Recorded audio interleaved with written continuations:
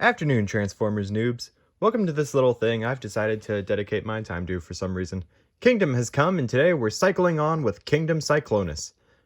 For the uninitiated, Cyclonus was created for the '86 Transformers movie, and in Season 3 kind of acted as a substitute Decepticon leader when Galvatron lost his robot marbles, even to the point of admitting Galvatron to a mental hospital planet!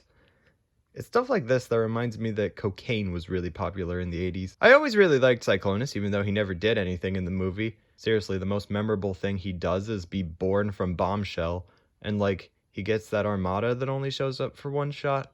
But hey, don't pretend like that matters here, alright? Look at him. Look at this big, purple, attractive Robo-Man. Look at your man. Now back to him.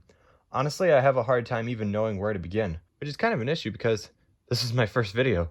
I guess I'll start by saying that he replicates the animation model as spectacularly as he can while still being able to transform. He's got all that Cyclonus-y detail for days, like the purple arm-mounted sideways shark fins and the Steven Universe belly gem.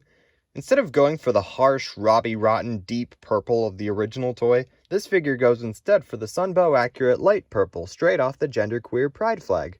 And what's this we got here? A rare sighting of the elusive light piping! I'm not a huge stickler for light piping, but since it shows up so rarely, it's nice to see it every once in a while, especially when it looks as spectacular as this. Cyclonus' iconic head shape rides the fine line between Tim Curry and Bugs Bunny. Honestly, I wish more Transformers had horns like this. It's rather easy to get lost in this man's marmalade eyes.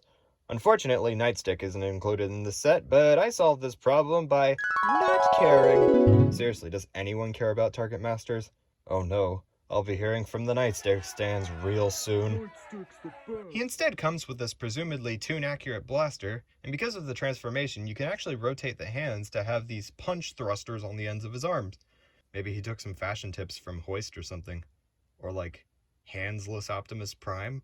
Also, these holes are compatible with weapon pegs, so if you got weaponizers, feel free to go crazy. Articulation is standard for a War for Cybertron figure, which is to say it's rather good and does just about all the poses you could want, including that one he does at the beginning of 5 Faces of Darkness. Seriously, what is this? I'm particularly smitten by the fact that his neck can move. All the better for headbanging, I suppose. The transformation is super creative and overloaded with twists and flips, especially that amazing open torso head backflip. I never got the Combiner War Cyclonus, but while I'm aware that mold's jet mode is basically several buildings glued to the underside of a jet, this figure has no combiner duties. Instead, this figure's main gimmick is being awesome. I used to have the reveal the shield Cyclonus, but that figure's only crucial weakness was that it didn't quite nail the alt mode as much as I would have hoped. This one though, this is beautiful. Cyclonus' jet mode is one of my all-time favorite Transformers ships. It's got a long, imposing nose, like that one ship at the beginning of Force Awakens, and the animated Starscream backwards wings makes this thing look like a statement of impending, imposing intimidation. It's sleek and streamlined, and it's coming for you. Also adore the orange translucent windows. I can just imagine an inexplicably tiny Galvatron piloting this thing. Since there aren't as many exposed weapon ports in this mode, the only real place you can put the weapon is on top, which looks a bit silly. But since this is a fictional space jet, the weapon integration into the alt mode doesn't look nearly as bad as other attempts.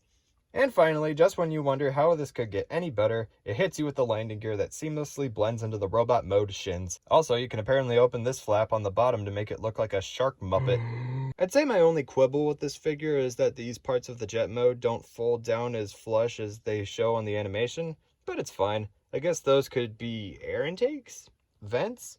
I don't know anything about planes. But yeah, Kingdom Cyclonus is definitely a beautiful thing, and one of the absolute best Voyager class figures of the whole War for Cybertron trilogy.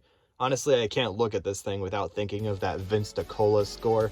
It brings me right back to the early age of when I was 12 years old. It's one of those few things that just makes me uncomplicatedly happy, and in times like this, I feel we can all use that jolt of joy. Thank you so much for watching, and I'll see you guys on the flip side.